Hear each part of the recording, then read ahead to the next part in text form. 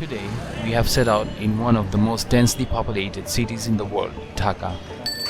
It is the capital of Bangladesh, which, according to the World Bank, reached the lower middle income status in 2015 and is expected to graduate from the UN's list of least developed countries, LDC, in 2026.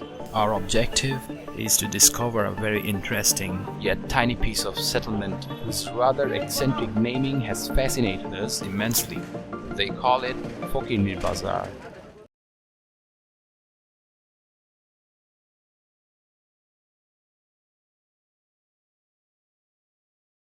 We first came to know about this bazaar a few days ago from a small piece of article that was issued by a local newspaper.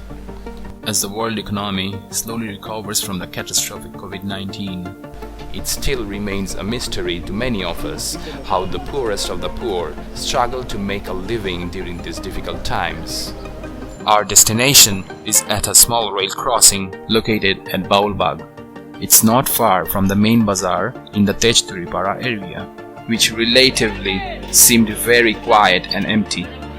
As we were passing through, we asked a vegetable seller about the present market situation.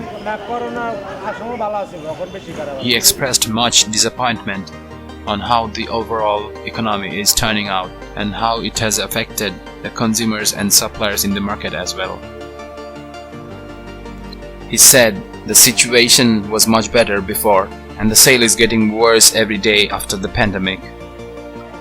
On our way walking there, we ran into two little boys who were apparently very camera shy. Fahim and Sohel are two best buddies. They're both around 5 years old and both of their families are living in this area for quite a while. Upon talking to them, they happily agreed to show us the way to the Fokinnir Bazar. They both used to study in the second grade at a small local school that failed to keep up with its operations during the pandemic times, sadly leaving the futures of these children into much uncertainty. Both of their parents work at a textile factory nearby. Leading our way, Fahim and Sohel fills us in with some facts about the Fokinnir Bazar. They said that it's basically a small grocery market for poor people. They also said that despite the compromised quality of the commodities that are sold there, the prices are kept well within the affordable range of the local residents who struggle to barely make a living.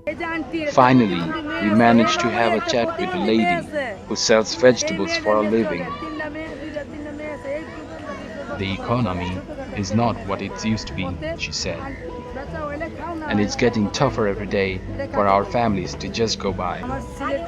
She said that all these vegetables are bought from the wholesale markets,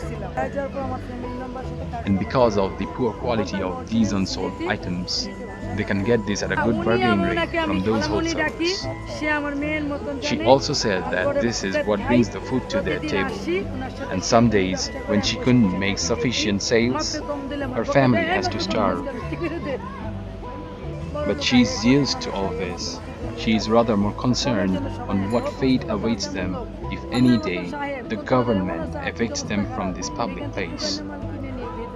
She said that if only the government was kind enough to designate a place for them to run these businesses, it would save all these families who otherwise have to beg on the streets.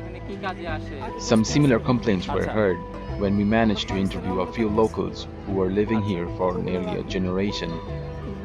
These men are fish sellers at the nearby big bazaar. They said that this Fokinnir Bazar is the place to get the daily necessities for almost every families here in this neighborhood. Not only are the least earning families benefiting from this bazaar, many lower middle or even a few middle class families come here to buy fishes and vegetables. They said, "We really don't know how long we can survive like this. We desperately need the government's kind attention to sustain here, especially now that the pandemic has made many of us jobless."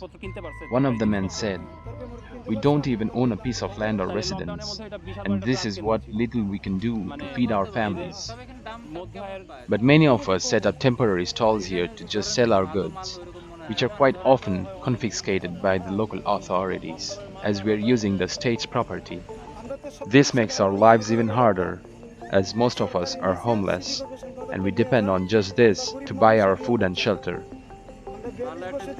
If only our government gave us a proper setup of land and utilities to run these businesses here, we will be more self-dependent and we won't be needing to worry about the risks of getting evicted every now and then. We want our children to be educated and have a better future. He said, "We don't want to live as homeless beggars." We soon decided to end our documentation as the day slowly rolled down into a mundane darkness in the slow lives of these people. A lingering reality still surrounds them. Poverty is not a new thing for them. They're simply born into this fate. But never in their lives did they imagine that something as bizarre as this post-pandemic crisis would ever strike them in this modern era.